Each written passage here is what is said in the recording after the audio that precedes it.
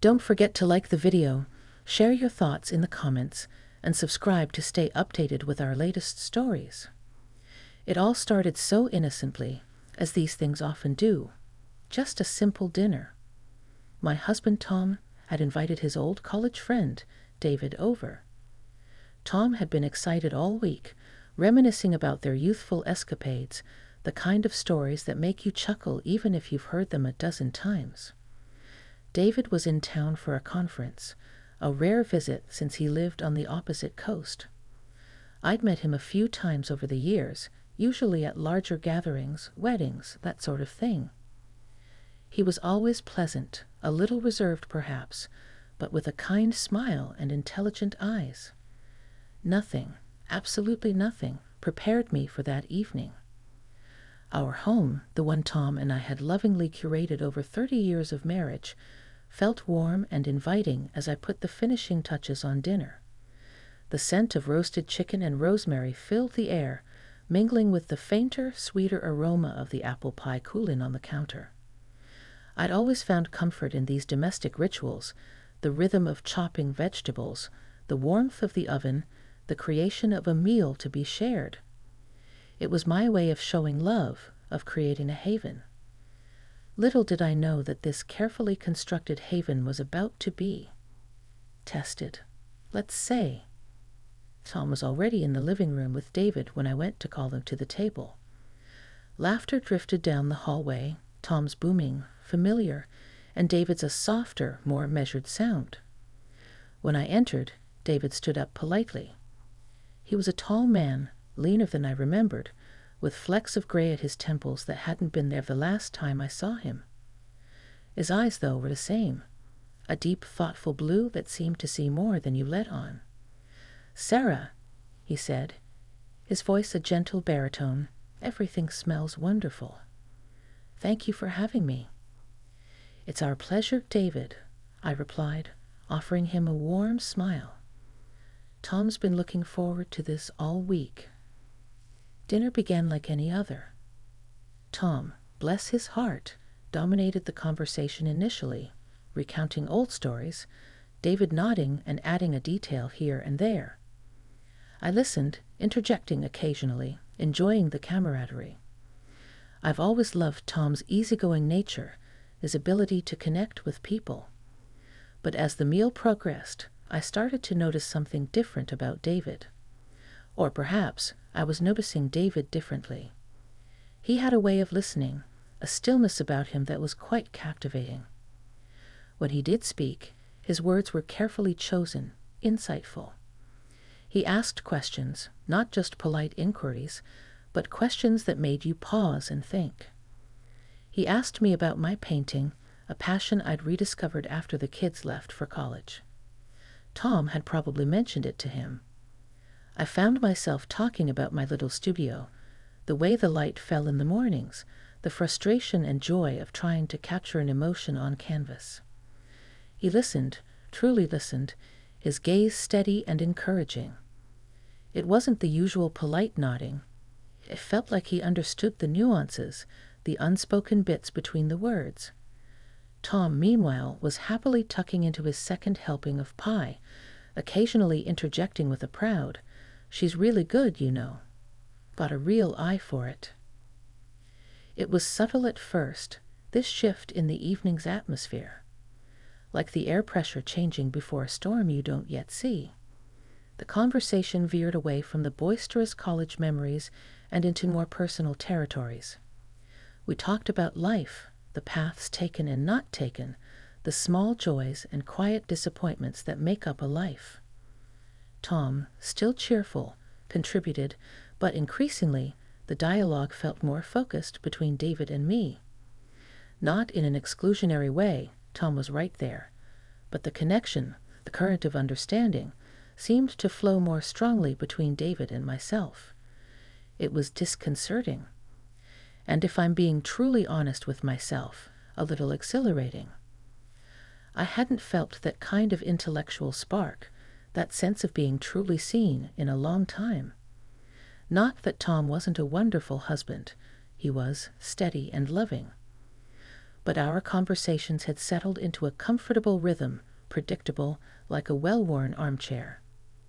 This felt new.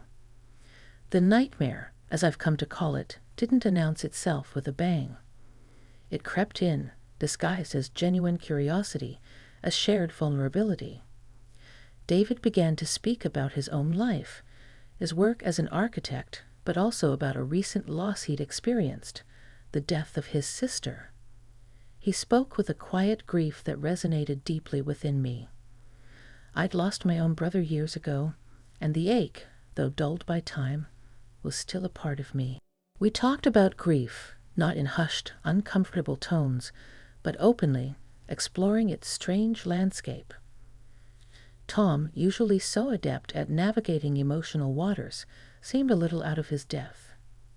He listened, his expression sympathetic, but he didn't quite join that particular thread of conversation.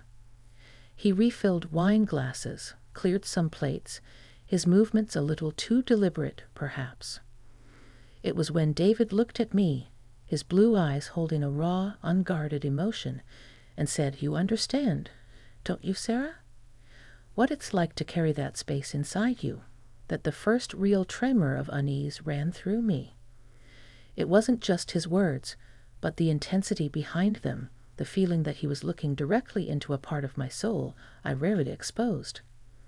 I just nodded, unable to speak for a moment, a lump forming in my throat. The warmth of the dining room suddenly felt charged, the air thick with unspoken things. The simple dinner was no longer simple.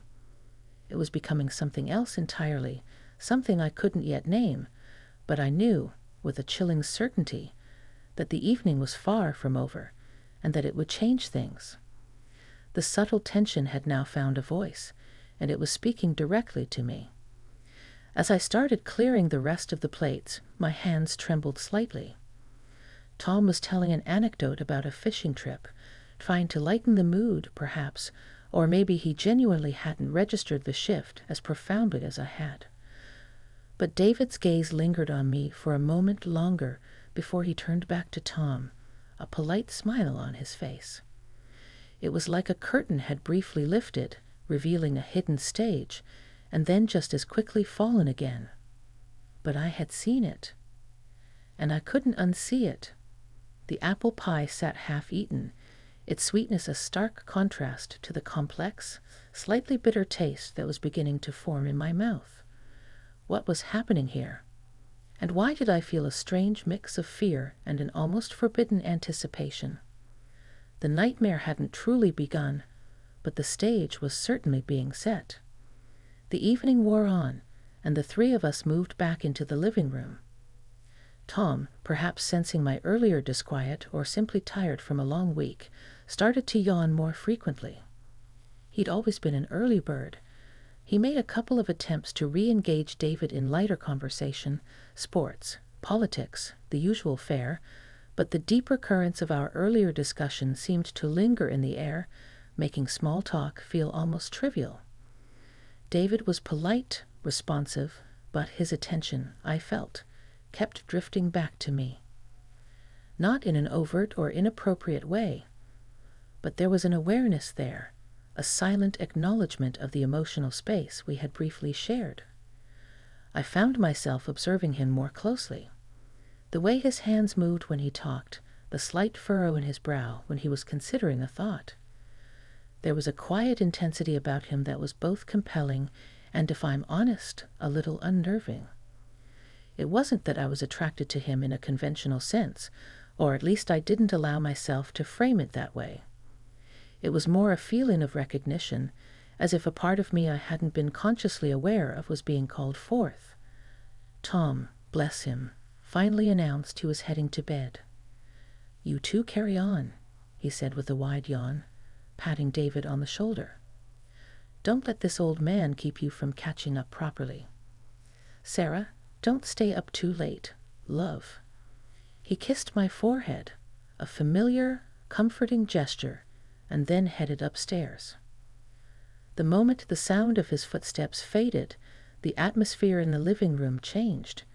It became quieter, more charged. The silence that descended wasn't empty.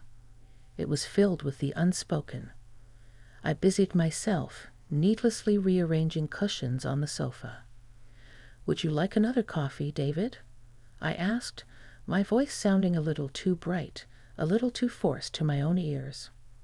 He shook his head slowly, his eyes fixed on me. "No, thank you, Sarah. I'm fine." He paused, then added, "Tom's a good man. You have a lovely life here." It was a simple statement, yet it hung in the air, heavy with implication. Was he contrasting it with his own life? Or was there something else he was trying to say? "Yes, he is," I replied softly. "We've been very fortunate." But even as I said the words, they felt incomplete. Fortunate, yes. Content, mostly. But was there a part of me that yearned for something more, something different? A depth of connection I hadn't realized was missing. These were dangerous thoughts, thoughts I hadn't dared to entertain for years. David seemed to sense my internal drift. "Fortunate doesn't always mean easy, though, does it?" he said, his voice gentle. "Or entirely fulfilling, perhaps." My breath caught. It was as if he had reached into my mind and plucked out a thought I hadn't even fully formed myself. How could he know? Or was I projecting my own feelings onto his words? This was the moment, I think, when the simple dinner truly began its transformation into something else. The politeness was still there, but underneath it, a different kind of conversation was starting, one that was far more personal, far more perilous. I felt a tremor of fear, a primal instinct to retreat to safety, to the familiar. But there was also a pull, a curiosity, a desire to understand what was happening, both in him and within myself.